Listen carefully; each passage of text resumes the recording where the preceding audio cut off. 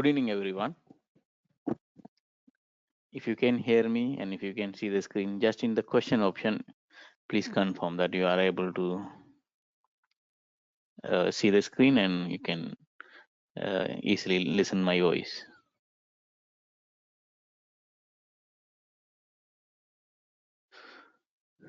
Okay, thank you for the confirmation. Okay, so welcome for another CPD today on APC Foundation Program. And we are going to discuss about how to advance our quantity surveying practice and contracts management. So thank you for all of the attendees today. And let's go to the CPD quickly and what we are going to discuss today. We'll see. So before we start the program, I will give a small introduction about myself. As you know, I am Muhammad Munas, and I am having a Bachelor of Science in Quantity Surveying degree from University of Moratuwa. As you know, it is one of the well-known university in the world for quantity surveyors, and I am having a multiple chartered qualification as of now. I'm a MRICS Chartered Quantity Surveyor and Chartered Construction Manager, and from the CIOB, and Chartered Manager from the CMI, and Chartered Building Engineer and member of Chartered Institute of Civil Engineering Surveyors. Okay, so now I have a question, since all of you are attending today very interestingly the CPD. So I have a questions. Okay, before that questions, are you all able to hear me very well? Because some people are complaining that they are not able to hear me. Please confirm.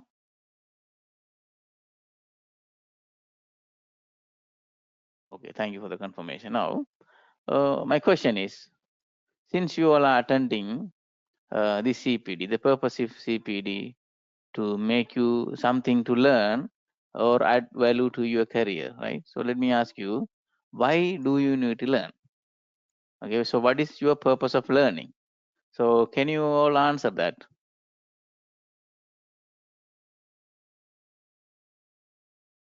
So what is your purpose of attending today, and why do you want to learn, or why do you need to learn?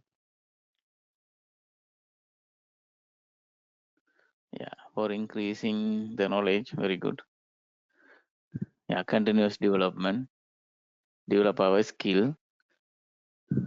Yes. So now, if you increase your knowledge or skills or technical aspect of the industry, what is going to be happen as a result? Can you name that? Yes, career growth, definitely. So yes, it is going to be bring a success in your career and life by learning. And the second point I have here, it is time to change. There are two circumstances in general we can have this kind of change. The one is the many of your intended purpose to bring some great changes to your career at this present time, because you need to adapt the changes, right, which is already imposed in your day-to-day work life. This is needs a lot of effort, isn't it? The another thing is, you want to bring a change to your current career because you want to go for a better opportunities. So unless otherwise you change the current way of practicing, or the way or level of responsibility within your organization, it is going to be hard for you to have the change in your career. So therefore, the bringing a change to your career is become must, right?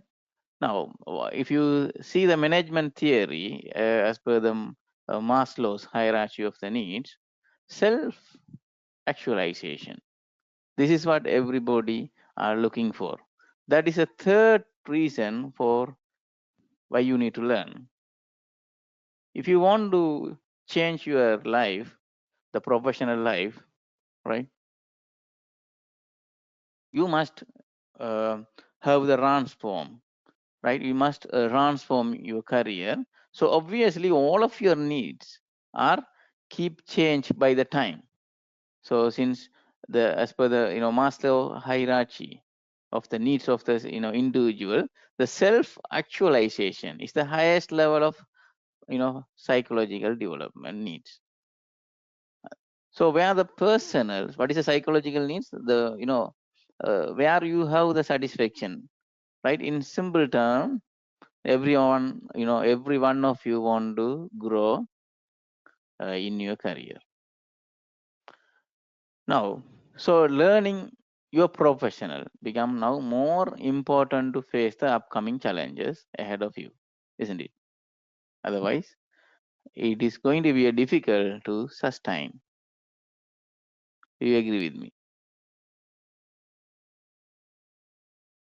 Okay. So now,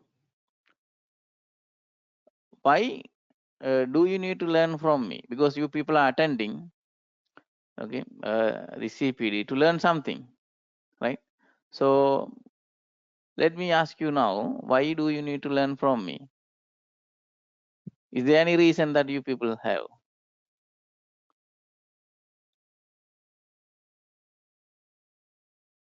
Okay, I have got some reason justification, okay, to all of you. Why do you need to learn from me? Okay, maybe it will help you to give some clarity.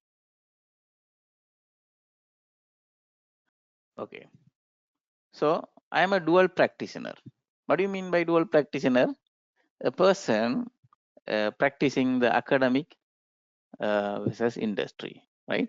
So now I was doing a lecture more than now 16 years for degree, especially only for the quantity serving. Okay, I'm not doing any degree for any diploma for any other profession, only for a quantity serving.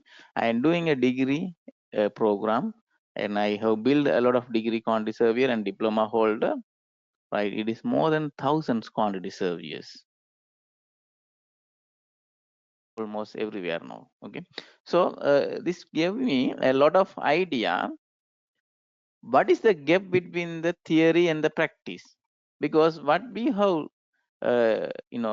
teach to a one student in the degree or diploma program, those are not going to be applied in the construction industry, because those are slightly or heavily differing from the uh, theory to real industry practice. So now academical side, I know the what is going on, and also the current industry. As you know, there are so many diploma program and the degree program. Okay, so there are so many shortfalls that we can see when those students pass out from those institutions and come to the industry, they feel struggle. So I am a dual practitioner. So one is in the academic side, the other one is the industrial side. So in the industrial side, I have worked with the client, and I have worked with the consultant, and I have worked with the contractor, and I have worked with the subcontractor as well. So these all are the parties to the contract. So working for all of them gave me a proper idea what are the tasks we have to deliver under each employer.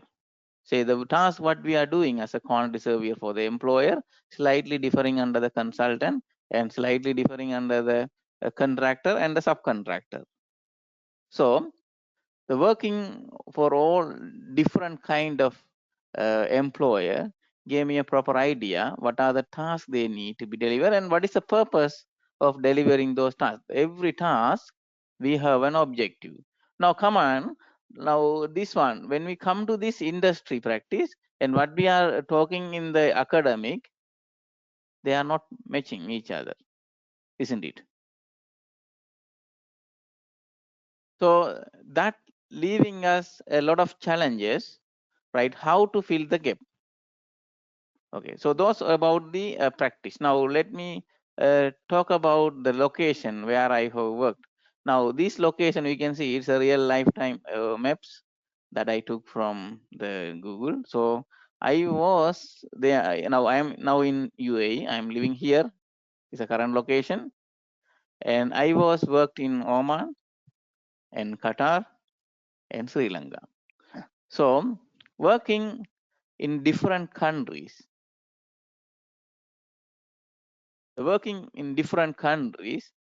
they each and every countries, okay, the practices are different. As a quantity surveyors, the way of working in Sri Lanka is different from Qatar and slightly in Oman and Dubai. There are so many rules and regulations, the way the contracts practice, how it is applied, the laws are slightly changes here and there. There are so many regulation. So the way we have to work are differing from place to place, even country to country. Sometimes the Emirates to Emirates in Dubai. So let me ask you one question. Learning a degree from one university. Okay. So learning a degree from one university, with the same degree, any student just passed out right from that university, are they able to work in any countries wherever they want to go? What do you think?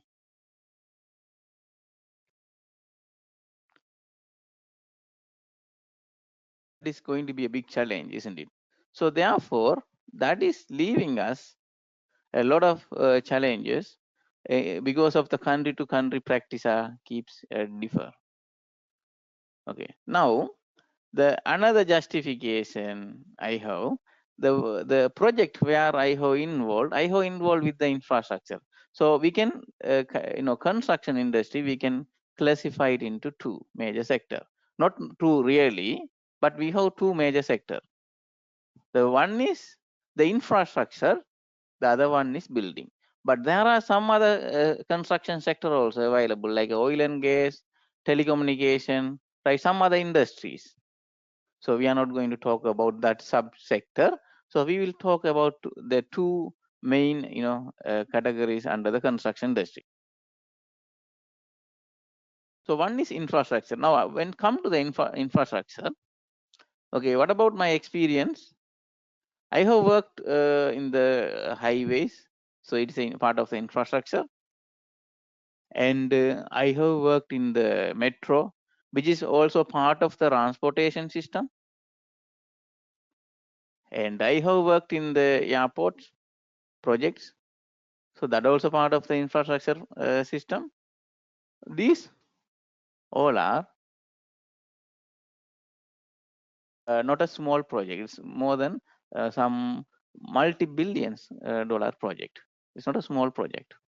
Okay, and almost my projects, I was there with the major development project rather than a single unit. Second, when come to the building, now very basic unit in the building is a small house, isn't it? So I have the experience in the very small house project, but when come to little bit bigger, we have to talk about the villa. What is the difference between the villa and house? The villa is, the house may be a single story or double story, but villa definitely it is a bigger size with a lots of amenities. Okay, so we can talk about the luxurious things. Okay, in that can be found in the villa type. Now townhouses, the another experience comes with the townhouses. Now townhouses are, you can see it is individual like a villa, but it is connected together. Many of you having the experience with the townhouses. Okay, so that's difference come. Now high rise building. Now if you see the single house, okay, the villas then connectivity of those individual villa we can say as a townhouses, then the high rise building. This high rise building, either it could be a hotels or residential apartment. Depend on that, the design slightly will differ. Okay, so that is, if you can say this is a single unit, there are multiple units in the high rise building. And the project where I have worked, as I told you, is all a major development. Like for example, I was there in the Pearl Qatar project. I think many of you are already in the Qatar, right? If you can, if you are not there, you can search about the Pearl Qatar project. These are, overall layout of that. Now, if you see, this project is one of the development. It is a man-made island. It's not an original land. These lands are built from the sea. It is a man-made island done by the dredging and reclamation work. Okay, so now if you all see this picture, right, you can see the completed project. But I have seen this project from the empty land, where we started to fill the land. Okay, we started to construct this all these buildings. See, here all of them are high-rise building. Okay, here is still there. This side we are going to have the high-rise building, but it is under development. Now in this area we had a lot of townhouses and villas. Okay, the normal villa, there's some villas called that Isolodana guard house. It's very expensive one. Okay, so if you see the experience, I have now almost included all kind of project in my experience. So I have worked almost everywhere. Okay, so other than that one, I also there with some kind of the military based construction. So if you know, the defense of the each countries are very important, right? So if you are building the military camp, right, it's not just one building. Okay, there are so many a segment will be there. Apart from that one, I have worked with the commercial complex. What is a commercial complex? Yeah, commercial complex is, say here, now the one building that could be used for accommodation, then that we can say apartment or house or villa. The another building can be used for a shopping mall, right? Maybe offices. Now if you combine all of them together, that is commercial complex. So if you see the complex building, that have the apartment, that have the office spaces, that maybe have the shopping mall. So it is connected. These complex buildings needs more so many input from the different specialist. Okay, other than that one, I have also worked with like a mosque, right, and a library, some different the service oriented building like a hospitals. So at the end, right, after gaining this much experience, what should I do with that? How do I use my qualification and experience whichever I have gained? So let's see the result, what I have done till now. Okay, the achievements. Building something is the good achievement, right?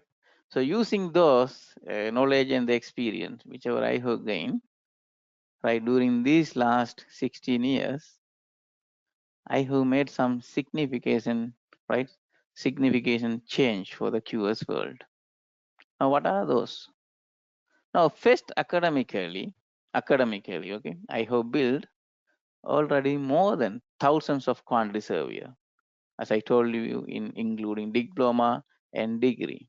Okay, not in one countries. I was there in Sri Lanka. I am from Sri Lanka. Okay, and I was there in Oman. I was there in Qatar. Every place wherever I went, I did this dual practice. So I was in Sri Lanka. I was start with the city angles. I maybe you maybe knows about that one. That is the first ice break of my lecturing.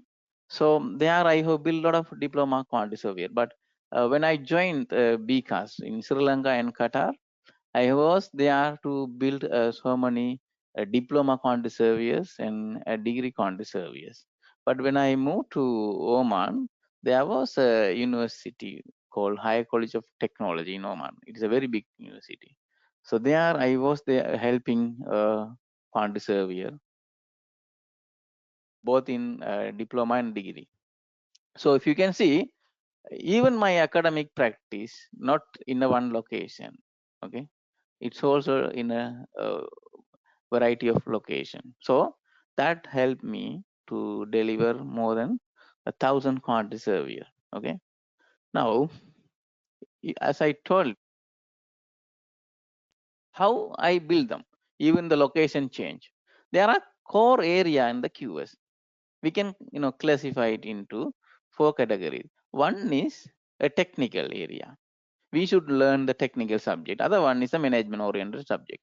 Then the legal subject and the economic subject. If you take all the syllabus which come under the diploma or degree, you can classify those subject under these 4 category.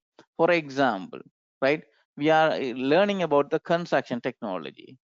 This construction technology going to fall under which part? Can you all tell me?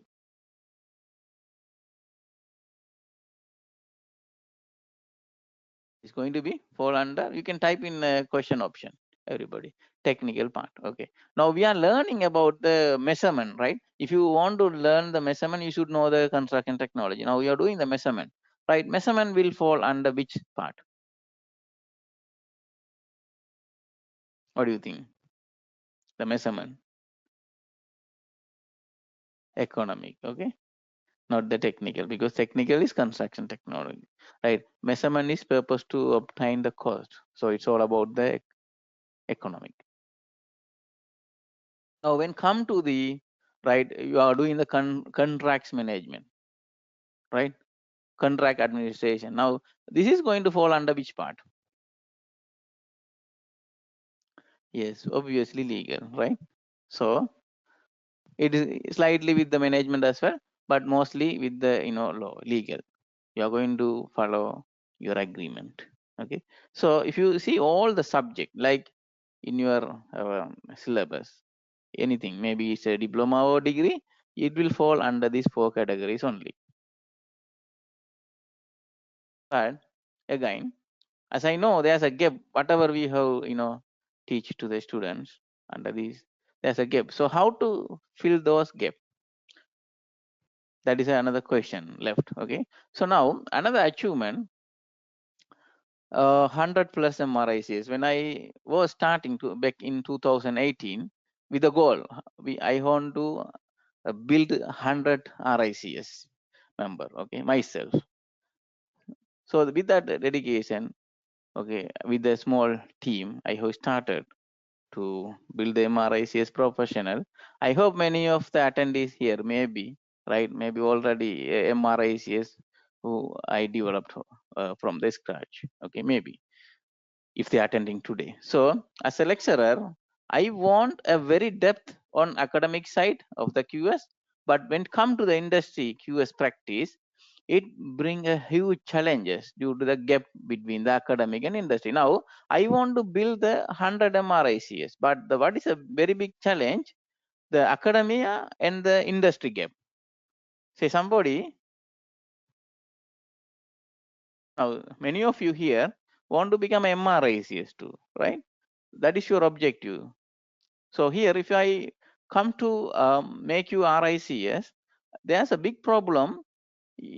Your academic practice and the industry practice have the gap. Now, without filling this gap, it is going to be a very big problem. Now, let me ask you all one question. Okay, say one student. Okay, carefully listen to this question. One student, say he is very good student. He gained the first class degree in the university, right? And he is very topper in the university. Okay, so that means he's not a normal student. He's a very intelligent. Now that intelligent student, after passing the degree, he can immediately become a MRICS. because he is very talented. He is perfectly know everything, whatever he learned from the academia. What do you think? He can become MRICS immediately? Okay, I see a lot of answer no. Why do you say no?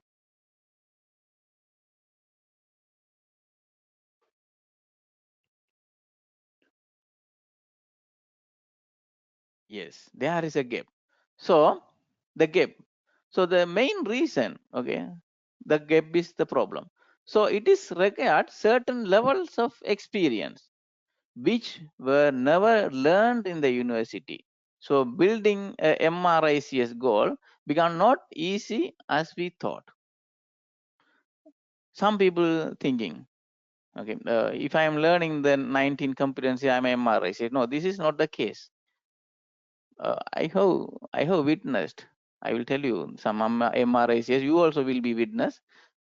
We don't want such MRICS. The MRICS mean, according to me, the unchallengeable and very good quantity surveyors. So now the main reason what I have found, the gap between the academic and the industry that need to be filled. So that is first reason. Second reason I found, you people knows, right? Professional change. What is the professional change here? Means many of the quantity surveyor now work as a quantity surveyor. Okay, nowadays they are not came from the QS academic background. Now let me ask the question: the quantity surveyor who academically qualified itself is struggling with the industry practice, isn't he? He is a professional quantity surveyor. When he enter into the quantity surveying practice in the industry, he is struggling to learn them, right? Due to the gap. What about the QS came from the different academic background? What do you think? It's going to be easy for him? The gap compared to the academic holder, compared to the non-academic holder or QS background holder and non-QS background holder, the gap will be more, isn't it?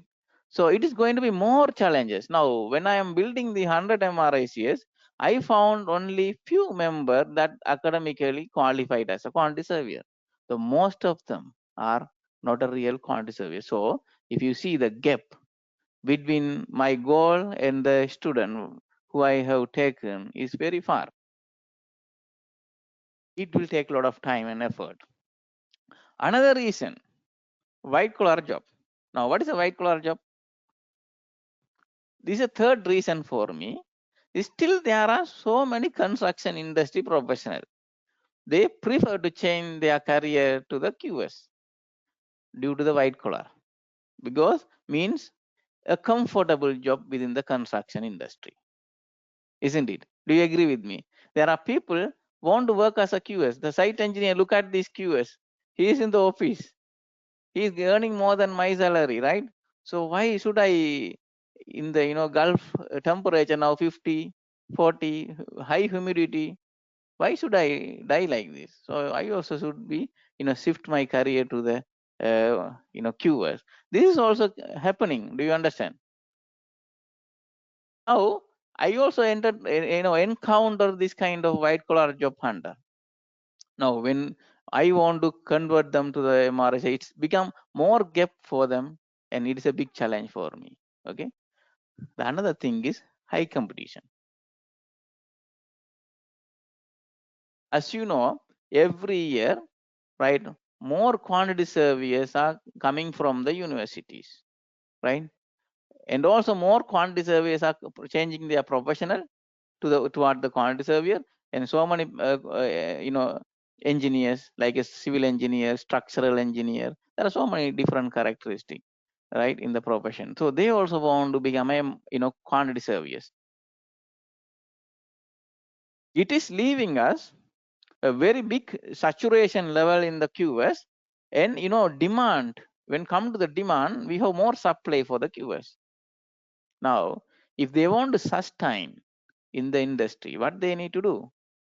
Tell me. If they want to go for a better opportunity, what they want to do? Again, they also realize, okay, we need to do the MRICS. They want to be a very highlight among the very huge crowd. So now, if I want to make someone as a MRICS, what should I need to do? Tell me. I need to first fill the gap. So let me ask you a question. If I just fill the gap, is that fine? They can become a MRICS? What do you think? If just fill the gap, they can become MRICS? No, that going to be complete the forest, right? Forest. They have so many, gaps. That's only getting filled. But other than that one, I need to do one more thing, that I need to build their current right practice, knowledge, experience to the expert level. Otherwise, just filling the gap is not going to happen. Now, think about the scenario. As I know, most of you already you change your career, or you are going to change your career. Maybe you thinking to change. Some of you already in academic, or you are going to enter the industry. Okay. So you want to do the MRICS. So just you are learning the 19 competencies under the RICS will help you really without filling this gap. What do you think? It is not. You can see that in the real practice. Why? The people don't understand. Okay, if I am learning these 19 competencies, I am MRICS. It is very easy. It is not that one. You have to remember there are some professional knowledge that need to be inbuilt within you.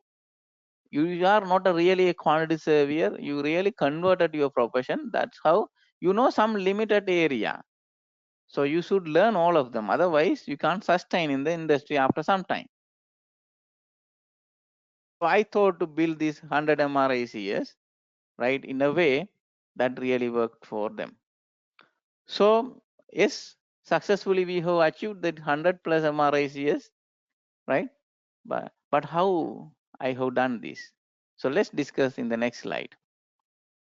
Now, as I told you, the MRICS challenge become more challenge when I'm facing the different varieties of the students, and still we have to defeat those challenges. So as discussed in the previous slide, we have identified two challenges to becoming MRICS. One is fill the gap, and second one, we have to increase the expert level. So what is the big reason here? There's a gap between the academia and the industry. So as a lecturer, as an industrial practitioner, I want to do something that a training. The training not really a academic, right? Not really a purely industry. That combine together the academic and the industry and highlight for them what is wrong and what is right. What is going on with the current industry? What we have to do as an innovative. So to deliver that right impact, so I have introduced this APC Foundation Program, which is called as a Advanced Quantity Surveying Practice and Contracts Management. Now, from the deliverable of this program, now it is almost 2018 December I have started this program, this training program. Now we are in 2022 July. So more than 500 students got benefited from this program.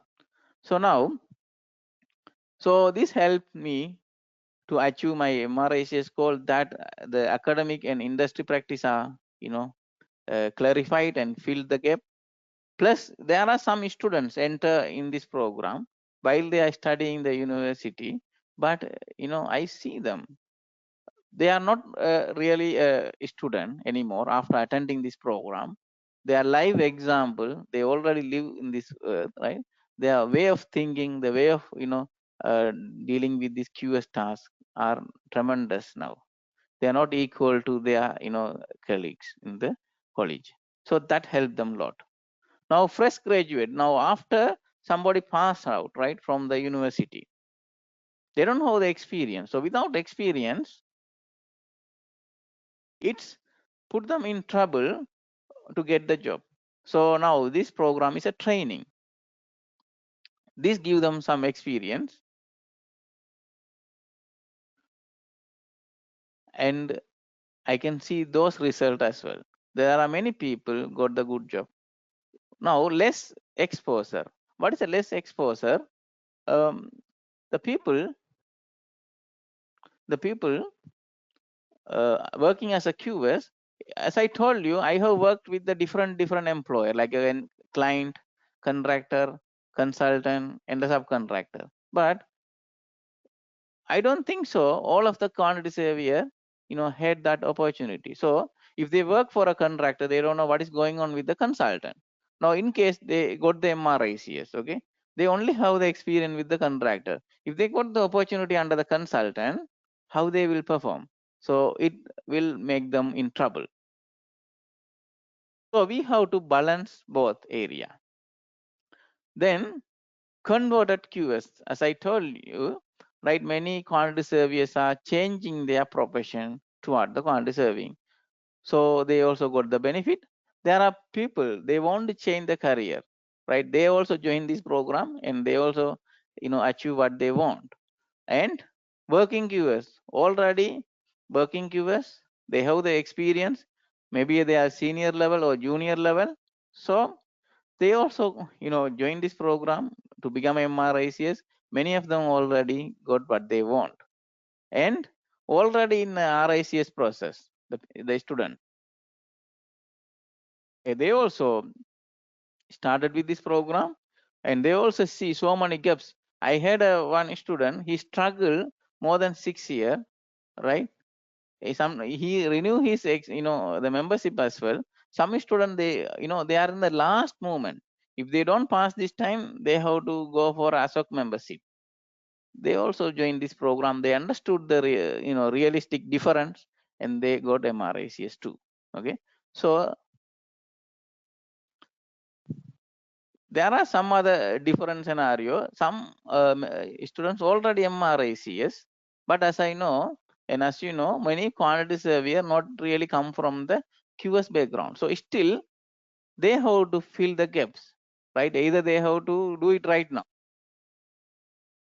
They want to go for a, good opportunities. Otherwise, they will also feel kind of challenges when they meet the real quantity survey with the quantity surveying background. So they also having lack of self confidence, okay, when come to the gray area which they never exposed to. So they join this program and they also got the benefit. Okay, so now that is how, okay, be able to achieve our 100 MRICS goal. So now in this scenario, I want to change from I to we. Why? Because I have a team. Now hereafter it's a teamwork for me because it cannot be done by alone. So through this program, we have already built more than 100 quantity surveys as MRICS within the shortest time frame. So as I told you, it started back in 2018 December. Right now we are in 2022 July, right? So remember, this kind of a training program not available in outside in any academic, okay? Because it is how we are combining the academia and industry.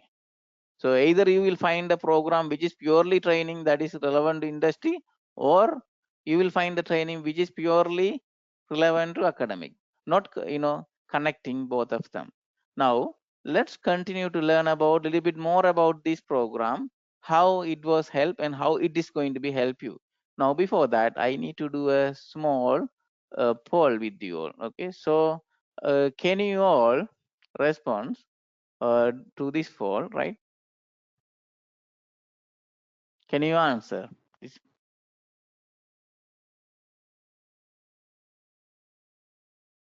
So how many years of experience you have as a QS? So you might be student or beginner or intermediate or senior level.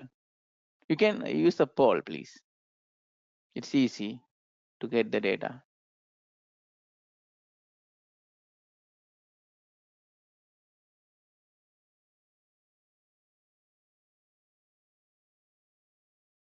I appreciate if you can click on the polls so we can see the result.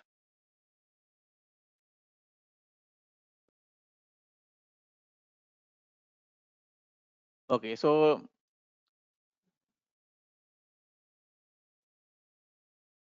now we have seen here approximately the beginner level and the intermediate level and the senior levels are almost equal. Yes. So I can share the result to you. Okay. Now let me ask you one more question. What is your qualification?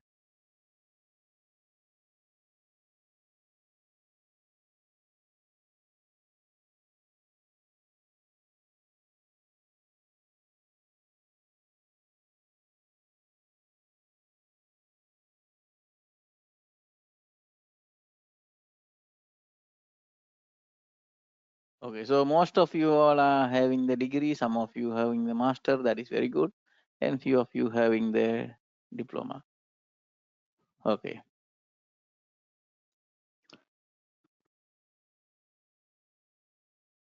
So thank you.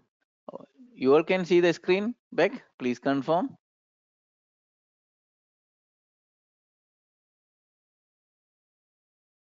Thank you very much. Okay, let's continue. So now let's discuss about this program, how we done. Now, before we discuss into that level,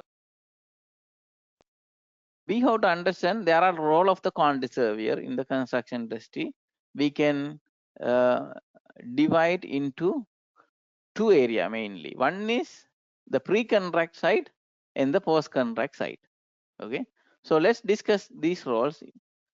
Okay, so now under the pre-contract side, right, we have the contractor QS, we have the consultant or engineer QS, and we have the independent QS. In the post-contract side also, we have the same three QS. Now, my question is, are you involved with all the roles, whichever we are talking here in pre-contract and post-contract? How many of you involved? Maybe yes or no?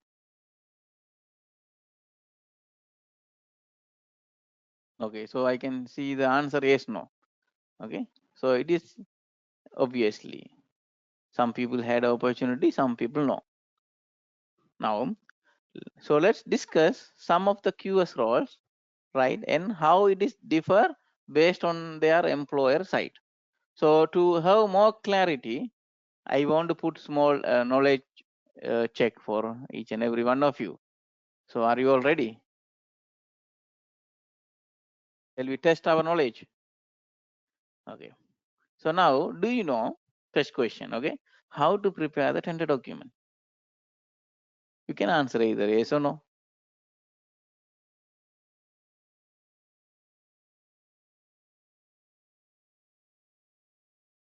Yeah, it look like yes, no, or little yes. Yeah. Who is preparing the tender document now? Contractor or consultant QS or independent QS or employer QS, you can say. Who's preparing the tender document? Can you answer that?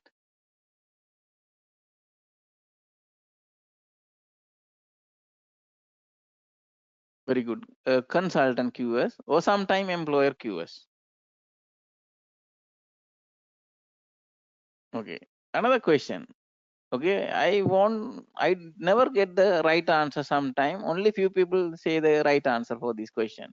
Tender bond and bid bond, are they same or different?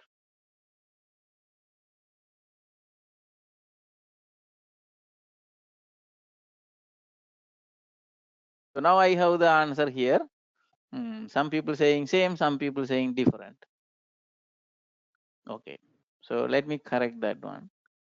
Tender and the bid, both are same terminology. Okay, so both are same. So assume that you are going for an interview.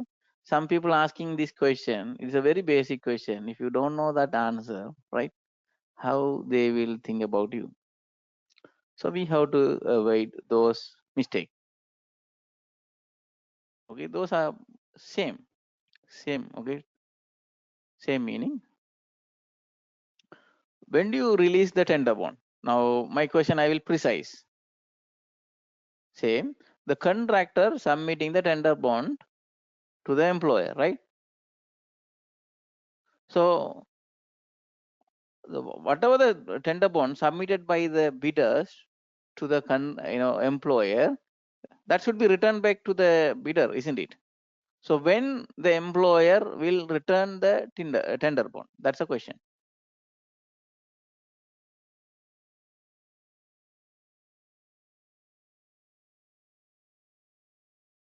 So many people say when the contract is awarded, right?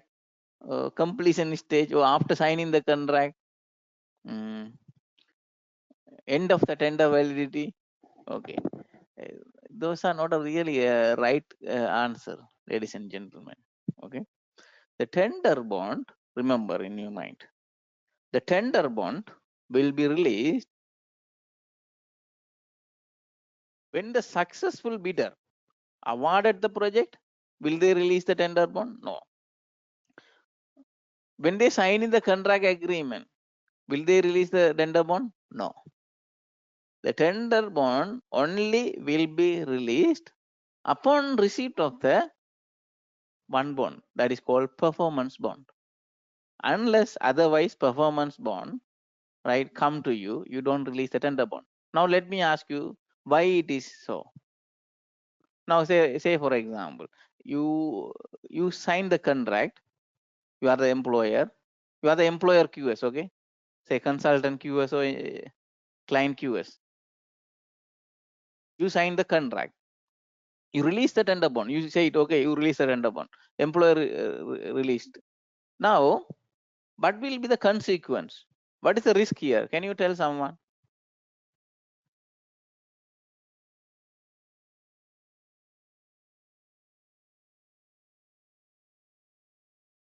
What is the reason? Unsuccessful bidder also, you will release the tender bond when the successful bidder give the performance bond only. Okay, until that you have to hold. Now I will tell you why. Okay, listen everybody carefully. Why?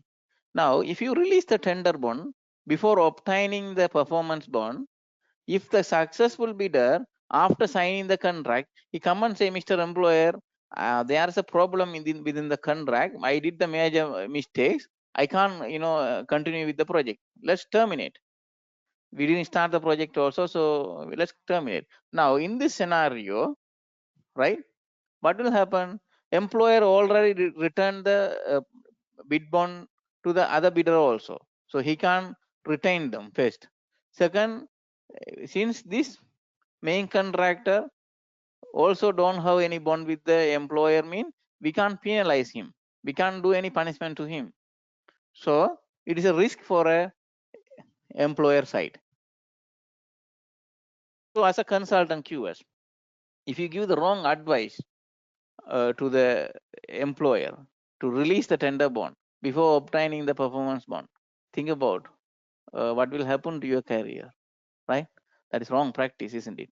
So we have to keep all the bidders tender bond unless the performance bond of the selected contractor receive. In case this, the performance bond not received from the selected contractor, you can look at the FIDIC 99 red book. It says very clearly you can, call for the tender bond.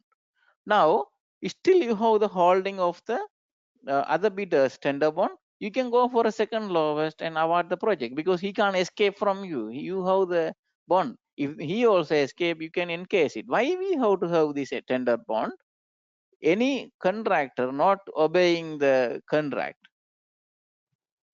right, after signing the before signing the contract, if he can go away, yes, we can encase it. If the contract is awarded and he is not doing the work, we can encase it. It is for a safety purpose for the employer.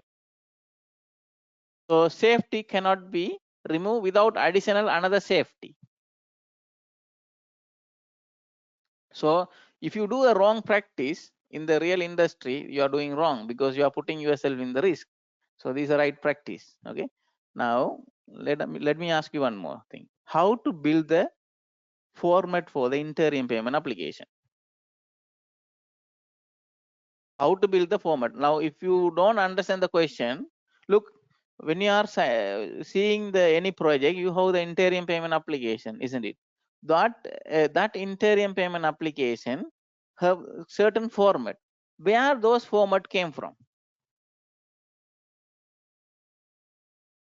Where those formats came from? How do you identify? No, it's not from the website. It is not from the employer. Okay, it is not from the engineer. Where it really came from? The right answer is it is there in the contract. It is hidden inside the contract. It is there within the contract. You have to find it out. Now in our advanced QS practice, now it is a reloaded program. What is a reloaded means? Well defined, compared to now we have starting with the 17th batch. Okay, so compared to the first batch, the post contract part is well defined now. There we have invented, okay, through the FIDIC 99, that means you are going to invent how or where these formats are coming from. It will help you whenever you go to the new project to develop the interim payment application format based on your contract terminology, but it is not the easy task. Okay, but in simple answer, it is not come from your employer or any website or any other document. It is from your contract. If it is not coming from your contract, then your contract is useless. Okay, so you have to understand. Now FIDIC, unfortunately FIDIC don't have that format like a specimen form, but it is there within the contract document. It is hidden treasure. We have to take it out from that. Okay, so I think it's clear for all of you. Now if the employer, okay, or client is not paying your payment, what you will do as a contractor QS? What do you do? What is your remedy?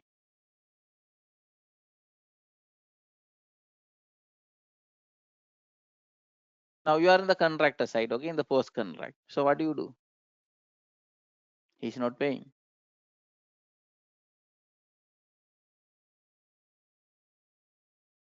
So many of your answer is like a piece of cake. It's not a full information. You are not giving all the detail.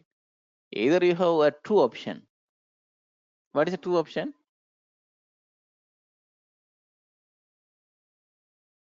Contractually, you can suspend the work or you can terminate.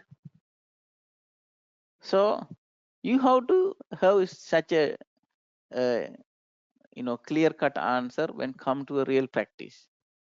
There are no rocket science within the quantity survey, but it is a vast area. We have to go through with the proper learning methodology.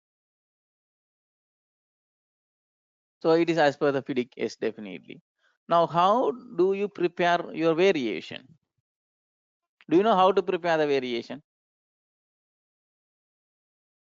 Who's preparing the variation? Contractor QS or consultant QS?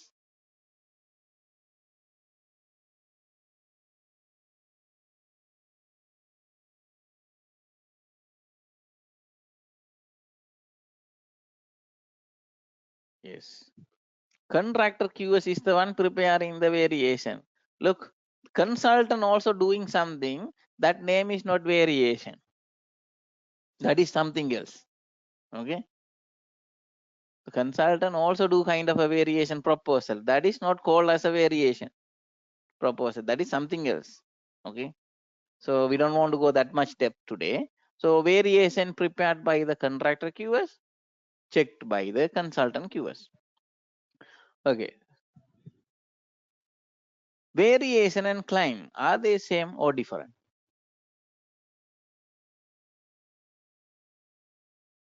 Now many of the quantity surveyors, right, says I hear variation claim.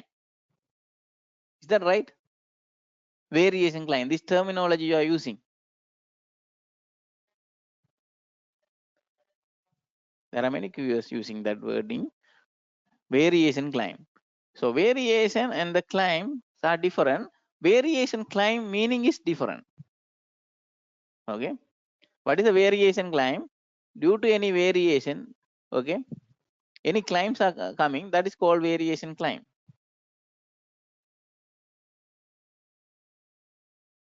So therefore, ladies and gentlemen, we should understand what is a variation and what is a claim.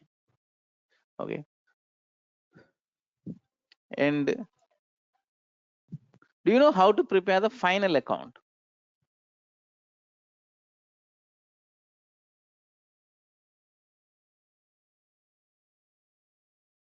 Now, whoever say answer yes, how to prepare the variation account, sorry, final account, I know.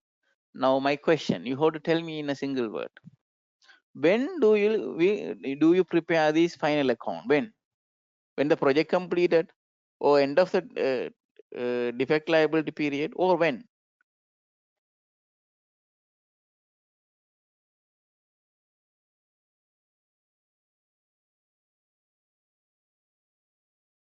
Okay.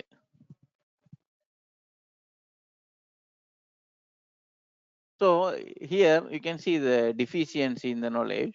Many people says, right, end of the taking over, say after taking over certificate, right? Those are not right. The right answer is, okay, it is after defect liability period, and after issuing the performance certificate only you can submit your final account, otherwise no. So now there are so many practical issues, knowledge gap we have to fill. Right, taking over certificate. Now let's have the understanding about taking over certificate. When a consultant, you work for a consultant, okay, when do you release the taking over certificate?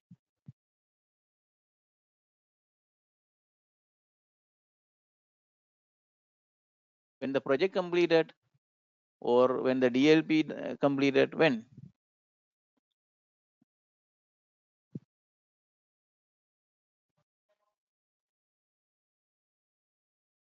Okay, so here also so many confusion. Yes, it is after project completion only the taking over, so not after DLP. Yeah, after practical completion you can say. So there are also some terminology we should know. It is not just okay immediately after the project completion. Now let me ask you one question, but I will not going to answer, but I am going to take your answer. Now say January, sorry, it's a July, right? July 1st. July 1st, the contractor completed the work. Okay, assume July 1st contractor completed the work and request for taking over certificate. So engineer issue the taking over certificate, assume that he will issue by July 30. Now tell me, the DLP, defect liability period, start from the July 1st or July 30?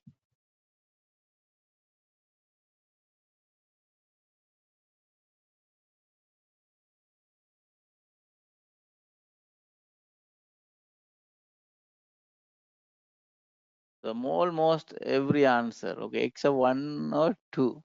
Yes, one or two answer. Narendra, your answer is right. Okay. And Mohammed Hassam, your answer also right. Okay. So others answer completely wrong. So do you understand why I put these questions? You should understand there's a gap. Nobody know everything, right? So we have to learn that. So except those I have answer, okay, say it's correct, others are wrong. Okay. So you should study well. Okay. Now,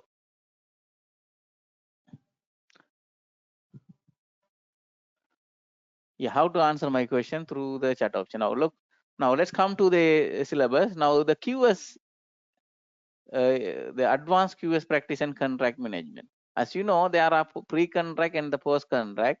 The contract awarding is the point that dividing the pre-contract and the post-contract. So be aware about that. How many people are understood that the pre-contract and the post-contracts are right? Where the dividing point? The contract award only. There's no other reason. Okay, after signing the contract, or it is contract award. So be careful. Now, before contract award, whichever the activities that call under the pre-contract activity. Whichever activity after contract award called as a post-contract activity. So we should know both. Now let's go one by one. Introduction to principle of measurement. Now, as I know, many of you are converted profession. You don't know what is the principle of measurement. But if I am asking, can you do the measurement? Many of you will say, yes, I know. But principle of measurement, a little bit confused. But when I ask someone, even the MRICS people, do you know how to use the dotting on, ending on? They will hear, can you repeat that word? I am saying dotting on, ending on. No, we never hear this word. But they are MRICS. Look, that's what. The QS background person knows this answer. He can find somewhere, but not the person without QS background. So we have to fill those gaps. So we will learn about the principle of measurement. What is the principle of measurement? In simple term, this is our language, right? Quantity surveying language, how to do the measurement. So we should know that one. Second, we will learn about the type of contract. Type of contract. What is the type of contract mean for you? Every one of you.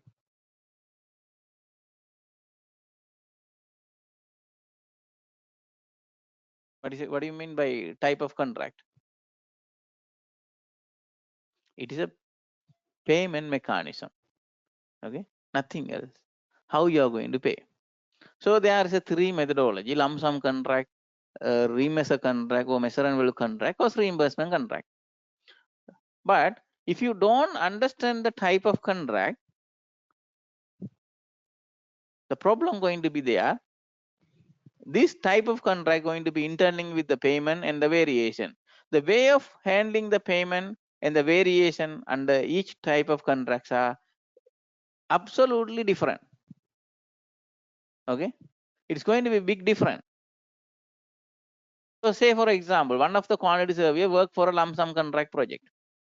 He know how to do the variation from that experience for lump sum contract only. Theoretically, he don't know what is a measure and value contract. When he go for a measure and value contract project, what he will do? What he will do? Tell me from your perspective. He will going to apply the same methodology what he used under lump sum contract. It is going to be a mess. So therefore, we should know a very clean and clear and very crystal clear knowledge on the type of contract. If you don't know what is the type of contract, you cannot handle the payment and variation in the post contract. Okay, it won't happen. We are going to learn type of contract under this training. Then form of contract. What is a form of contract? What do you mean by form of contract?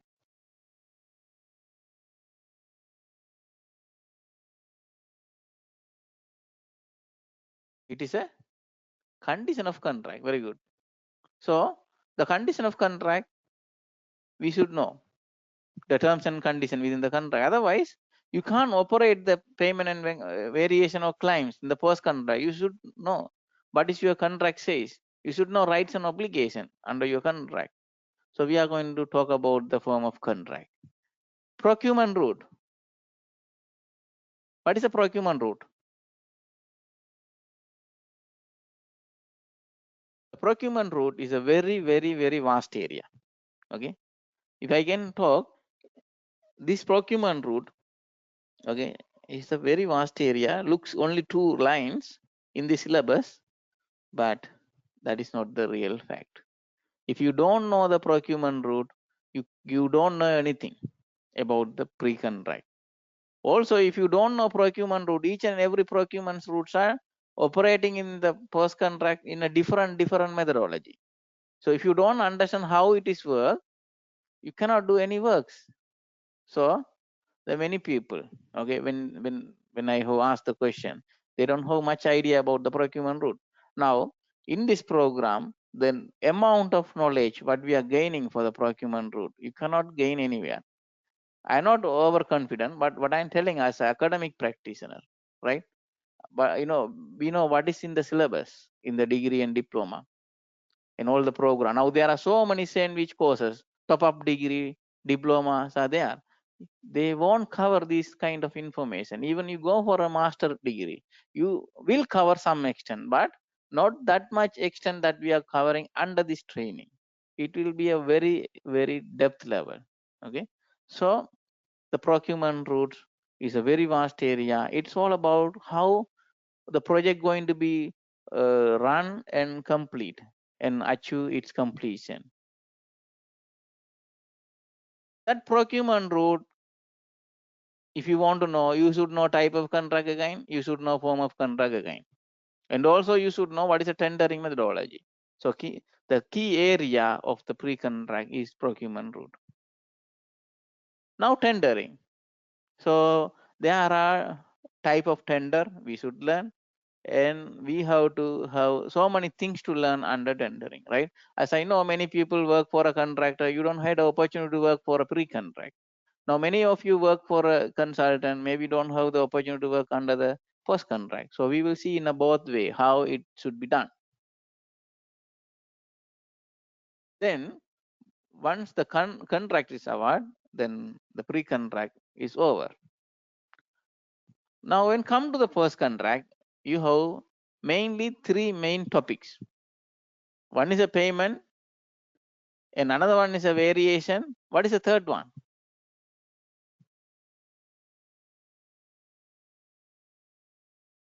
What is the third topic? Third topic, not the dispute, claims. Okay, the third topic is claim. The only main three area. Now when the claims, I have started one program, construction claim expert, last year December. Still the badges keep on running. It's a long program. I also don't know when it's going to be closed. It's a very, very vast area than I was thinking. Okay. So I thought to share my knowledge on the claims. The program not yet over. Still we are on July. Okay, so now in this advanced QS practice and contracts management, we are going to talk about the contracts management, how we are going to manage the payment and variation. Now, when come to the payment, you should know type of payment. Now, what is the type of payment? Is a type of contract? Is it a type of contract? Is that syllabus repeating here? No, it is not repeating. That is something else. There's a type of payment methodology agreed, even though lump sum contract, remeasure or cost reimbursement, there are a way of paying. So that terms are called type of payment. We are going to discuss them. Then we have to know what is an interim payment application, either consultant side or contractor side. Look, if you want to know interim payment application, you should find out the format that hidden within your contract. You have to take it out. So what should be included within the interim payment application? The work what you have done as original scope of the contract, that should be done. But how to measure it? Changes in legislation or cost, how to do that? Retention, how to manage the retention? Okay, retention bond, what is a retention bond? Yes. And advance payment and repayment, how the advance payment and repayment happening? Plant and material, how to pay the material on site and off site? As a contractor, what are the documents you need to submit, or as a consultant, what are the documents you need to check before you approve the payment for material on site or off site? Now interim payment certification, as a consultant, right? How do you issue the interim payment certificate? Or you want to hold the contractor payment for some reason, what are the reason you will tell? Or if the delay payment happen, the contractor, how do you deal with the delay payment? And many people, when I ask the question, what is the final account? Many of you talking about the statement at completion. statement at completion is at the end of the project, ladies and gentlemen. It is not the final account. Final account is a account we are closing in the project. There's no more payment, right? If you want to go for a final account, remember we have to talk about the discharge letter. Then only you have to issue the final payment certificate. Now, what about the performance bond? What about the defect notification and maintenance period? Those are comes under the payment. Okay, escalation cost. Okay, that is changes in legislation or changes in cost. Okay, so that is covered in this point. It is not missed. Okay, now coming to the variation.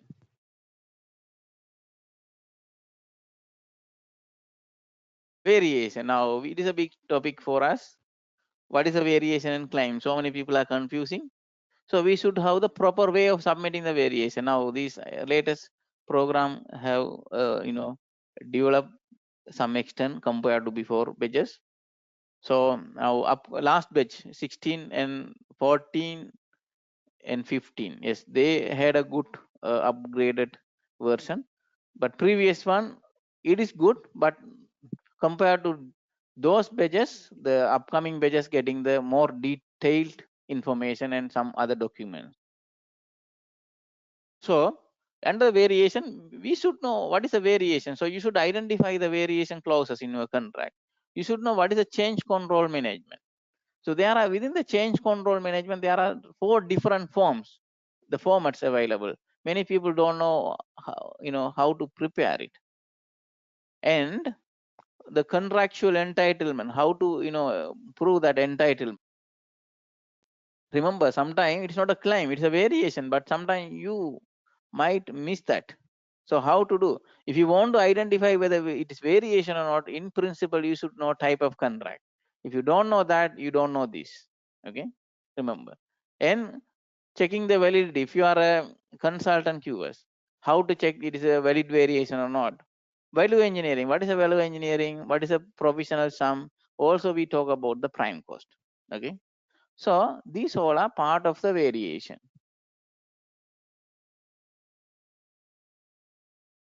So the main 2 topics what we are talking here is a payment, second one variation. Now, if a QS, right, quantity surveying, if you talk about the quantity surveying industry, it is very vast. Do you agree? It is very vast. And if somebody working for a consultant or contractor, they are in a gray area or their exposure is very limited to the certain area. Say for example, some people are working for a contractor, maybe they only do the variation, not even the payment. So other, maybe vice way, right? Vice versa. They may do only the payment, not the variation. Sometimes some consultant only work in the tender. You don't know anything about the post contract. Look, there are gaps. So if you do continue the same way to do the work, right? Now this will going to restrict your job movement. That means you are getting the good opportunity, but you don't have the skill to do. So you will lose those many opportunities in front of them, right? In front of you, you will lose them. So when you study this program, you will be exposed to all those area within a limited time. What is a limited time now we have, right? It is 4 to 5 months. So this program, which act as a bridge to connect the gap between the academia and industry, also increasing your experience level. So this is how I build those 100 plus RICS. Now there's no other program exist at this time that could build someone from zero to expert level. Now what is a zero to expert level? Let me tell you, we have so many students attended this program, and their knowledge I witnessed, right? They are not no longer like a fresh graduate, because they know what is the experience. They gain them, right? So this program helped many quantity surveyor to develop and transform their career. Okay. Now this program, we are using the FIDIC 99 Red Book. Now why FIDIC 99 Red Book? The FIDIC is the one widely used in Gulf. And if you see the FIDIC 87, that is compared to 99 a little bit complicated. If you talk about the FIDIC 2017, that is very simple. So if you know the FIDIC 99, this will help you to learn the older version and the latest version. So that's why we have put the middle version, that is FIDIC Red Book 99. Okay. Now, as we know, as a part of this QS&CM program, which is RICS APC Foundation Program, we have learned a pre-contract and post-contract. Now, what is the benefit we are going to get at the end? Right, you are going to get the real-time practical experience, right? And this will give you a professional practice. For example, when do you release the tender bond? Many of your answer was wrong because you are talking, right? You are talking about what is happening in your company. That's maybe right or maybe wrong.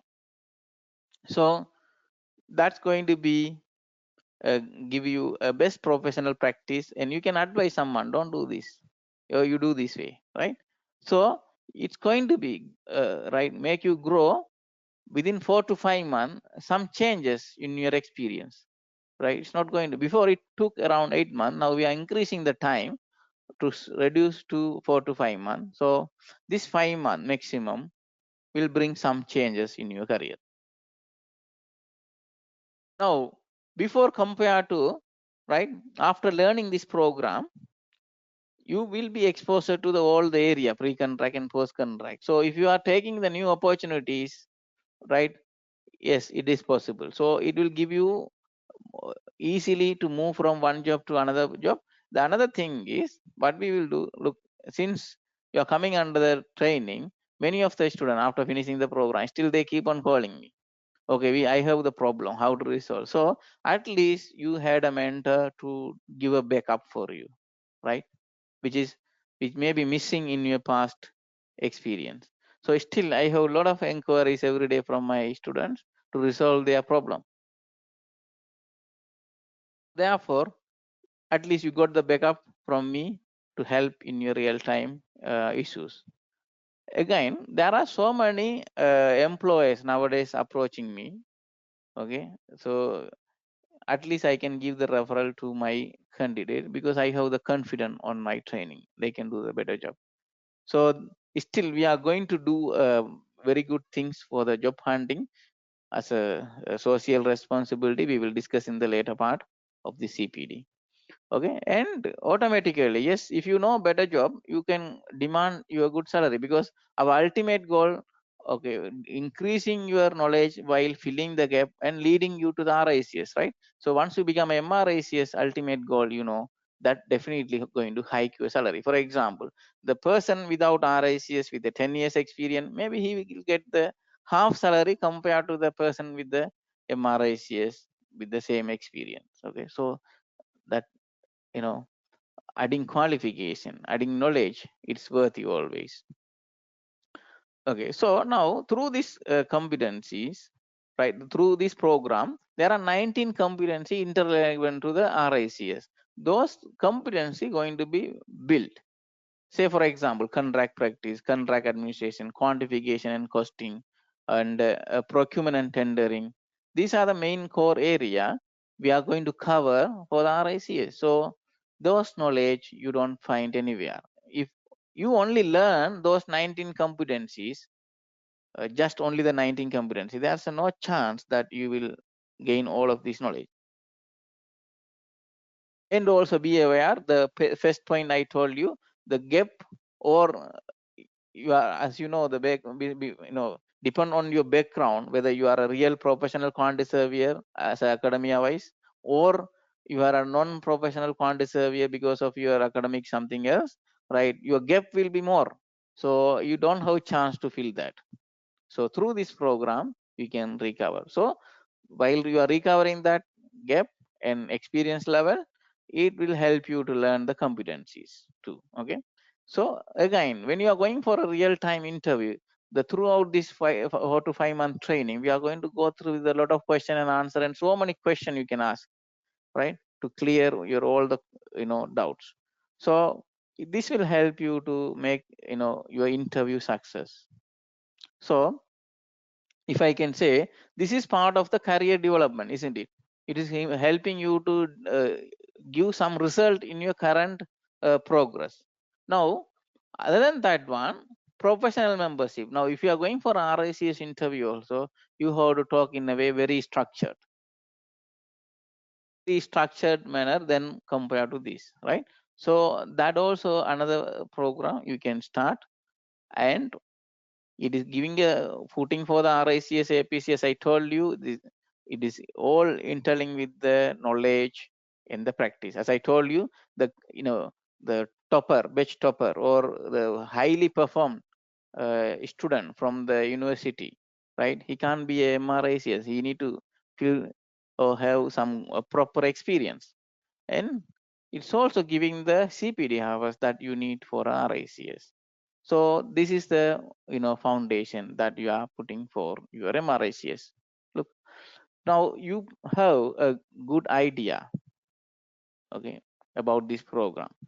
Okay, so now whoever wish to join this program, yes, it is obviously going to end up with something more beneficial than you think, right?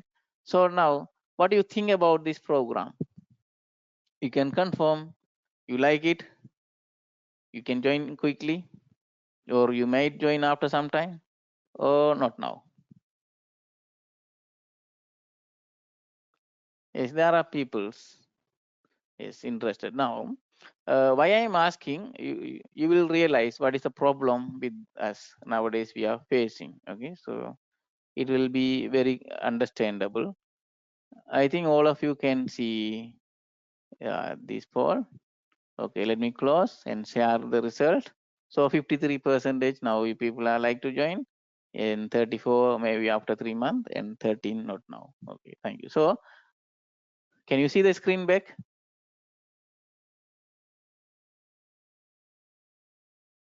Can you all see the screen back? Thank you. So new batch going to be start from today onward, because and the 2nd August will be the second lecture that we are going to talk about a subject. So we are going to straight away starting the program. Okay. So now to grow in your profession, let me give you small advice. First, learn. So learning, okay, through the QS and CM, you will get it. Then you have to do a practice and then develop. It is a circle. So we have to learn, then we have to practice. This is a development, right? These are steps you can see. So now a good news I have, there are one more program coming. It's a virtual training, which is an extended version of the AQS and CM, where we are going to see more practical, like how to do the payment. You are going to do it and see how to prepare the variation. You are going to do it and see as a consultant and contractor. Okay, that program is only for a AQS and CM. Whoever attended like a complementary another subsidiary additional program. This will help. This will help a lot of fresher or student to gain some industrial experience. And also many quantity surveyors we are planning to accommodate for a training purpose under the QS4QS. So it is a good point that many of you want to develop. So now, from my experience, there are a lot of people, okay, approached me in the last 4 years when I am starting the RICS. They will say so many things to start their journey. Okay, but still after 2-3 years also they will realize we did the wrong. Look, it's not about joining my program or any other program. It's all about changing your life, changing your career. You need to go through with the right dedication. So without dedication you can't do. But if you want to do that dedication, you should have the determination to do, right? So you should have the determination. Without knowing, having the determination to do, you don't have the motivation to do. So there's no tomorrow. See, when we say I will start later, that later never come. We are starting today, it will come. Why? It is a big challenge we are going to face in the future. I told you, if you want to highlight yourself among the so many crowds, right? Now, since saturation going to be there, you should have MRICS, you should have the good knowledge. Even those so many MRICS quantity surveyor, I can see they are somewhere weak. So they also can join this kind of program, which is definitely help them to recover those shortfall. Now, as a QS4QS, I started as a trainer because my intention, I want to share my experience and knowledge to the industry. But still, I had a responsibility, which I was felt, power of unity. We all as a quantity surveyor, whoever you, wherever you, which country, nationality, language, we should not have that boundary. We want to unite all the quantity surveyor under one umbrella. What is the purpose? If you don't do that one, if nobody doing that one, what is going to be happen? Now, look for example, the one quantity surveyor, I am well connected with the quantity surveyor, as you all knows, right? So many people still approaching, can you help me for a job, right? So if you all united as a one team, right, instead of me, the say for example, we are all around say to 30,000 quantity surveyor in our network, assume. If anybody want the job among the 30,000 quantity surveyor, definitely we know where's the job, right? Easily we can help each other. So we work as a team or we work without a team independently, which is better for all of us? Tell me.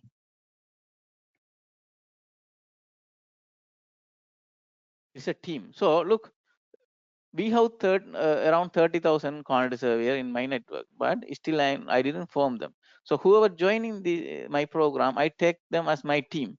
So if we have 1,000 member in our team, right?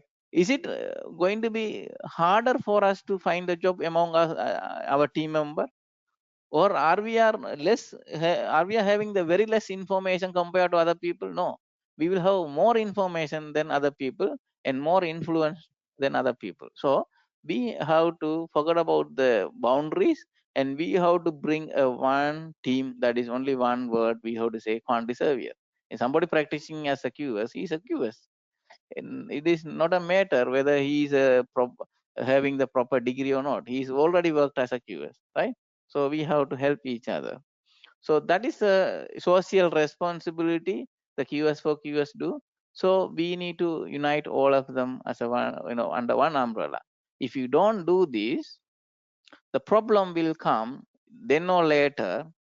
The people will suffer due to the lot of hassle finding the new jobs, developing in the career, right? Getting the information where the jobs are coming from. This nowadays, right, without referrals, there are so many things going on.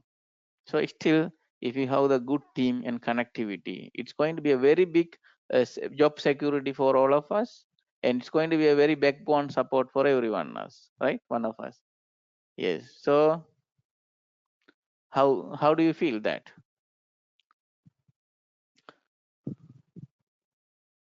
Okay. So one more thing, we have a small gift for whoever attended today. Okay, a small gift. A free MRICS consultancy. What is that free MRICS consultancy? It's very simple, ladies and gentlemen. Now we have a team. I have a team. Okay, it is not I am not doing alone. Along with me, there are a lot of experienced assessor. Like me, they also a dual practitioner. So if you can see all of my team member, a dual practitioner. We are not just a lecturer. We are not just an industry practitioner. Okay, we are doing both. So and also we have internal team members okay, who dedicatedly working to build the MRICS. Look, we have already built 100 MRICS. Our what is the next goal? We are going to build little bit, one more zero we are going to add. What is that number? One more zero further. So what should be the number? 1,000. Yes, we will achieve it. Okay. So achieving, I'm not only the one. I need a big team. So I'm having the team already, and still we are going to have some team member. We are going to achieve easily. Okay. Since we achieved 100 easily, we know what is a technique. But the technique is something different and from other trainer what available in the industry. People thinking that we are doing, by luck. No, we are not by luck. We are by dedication and determination. So now, what is MRICS consultancy? If you are sending a CV, okay, to a dedicated email ID, I'm going to send you through the email. We will spend our time. My team will spend some time and advise you based on your experience and qualification, which pathway and the which route you can go for RICS. If it is technically difficult to understand for you, don't worry about that. We are here to help you, to land you in a right route. Okay, because this is the place you forgot everything. You just focus what we are giving and guiding you. So that guideline, it's a free advice you will get from us. So, but look, how many people registered for today's CPD? How many people? Around more than 1,150. Actually, I have taken this 1 hour before our CPD. So still the people are keep on registering. So now there are more than half of you, okay, interested to join this program and interested to get this all our service, right? So look, we are going to be loaded. So if you send any message, we don't respond to you immediately. Please don't take it as a negative thing. Yes, definitely all of your messages will be responded. But look, whoever confirm to join, do that quickly. Okay. So otherwise, if you take time, maybe we will miss you to reach you, because if you see this number is a live number and we cannot manage this much number. So hope all of you understood, but definitely you will not we will not leaving your message unrespond. Even we take time, we will come back to you. But whoever confirm, surely, okay, you are going to join the program. Yes, confirm quickly, because we have less time to talk or communicate and do the other things because of the huge number here. Anyway, without you all, right, we are not here. So as a gift we should do, as a social responsibility, at least we have to do consultancy for your RICS journey. Now, so because what we are going to help you how to register, we are the ones should review a CV before you send to the RICS. Don't do without our advice. Okay, because if you do sometime, it may be unnecessarily land in a different route that may be not favor to you, right? So because you people support my CPD, you attending, encouraging, so I wanted to give you back. So we want to do a genuine service to you. Okay, it's free mean free. But anyhow, whoever joining the program, there will be a fees. Regarding the fees, my team member will talk to you, that you can finalize with them. Now, whoever understood this benefit of this program and willing to join, right, you can reach me through the WhatsApp. Okay, so as much as you do that, I can accommodate. And whoever we are not reaching immediately, don't mistaken, we will definitely come back to you. Okay, so that's all. And we have to ask any question. If you have, tell me. So thank you for your attendance. Anyone have any question? Technically you ask, okay, forgot about the course fees, don't ask the course fees, I don't like that, right? You can talk to my team, but ask something about your future, ask something about your development, right? Ask something that can help your current things, right? That maybe I encourage. So okay, somebody want to join my WhatsApp group, send me a message. Yes, definitely I will join you all. Listen, ladies and gentlemen, the WhatsApp group we have created for job purpose. Okay, But nowadays I am not sharing the job because some people feel it is a disturbance. That's what we put in the website, QS4QS website. But that also I am not sure how many of you are utilizing. Okay, so we might find some strategical way how to help you during the job hunt. Okay, is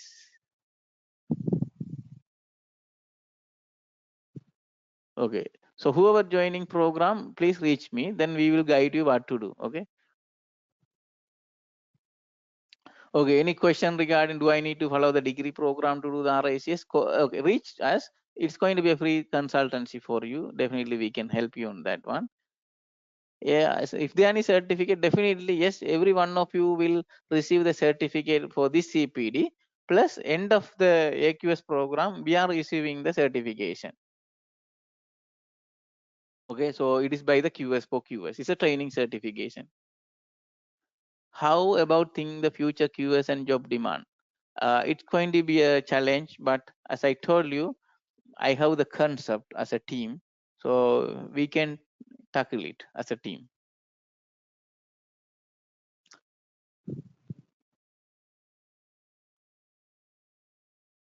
The next CPD, surely I will inform you. If you all already in the WhatsApp group, you will get the notification. Otherwise, you can follow in the LinkedIn. Okay, there I am putting. So definitely you will get the alert.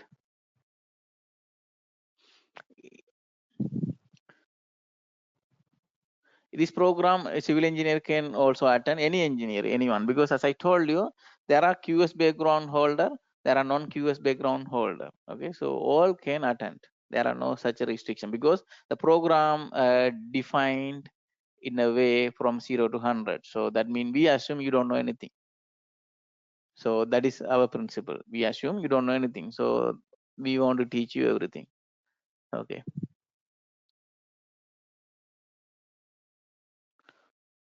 Okay, any other things relevant to your personal, like your qualification or how to improve your experience or something you want to get your degree, reach me through the WhatsApp. I will direct to my team. They will definitely help you. Okay. Okay. There are so many questions. Okay, I hope you it is time to wind up. So if any question which are important, I was unable to see them or answer them, okay, please reach me personally. Definitely, okay, we are here to help you. Okay, that is our motto. And see you all with the upcoming CPD and see you all with the new program, right? So let's work together and let's learn together and let's grow together. So, good night, ladies and gentlemen, and thank you for attending today's CPD. See you all with my upcoming program.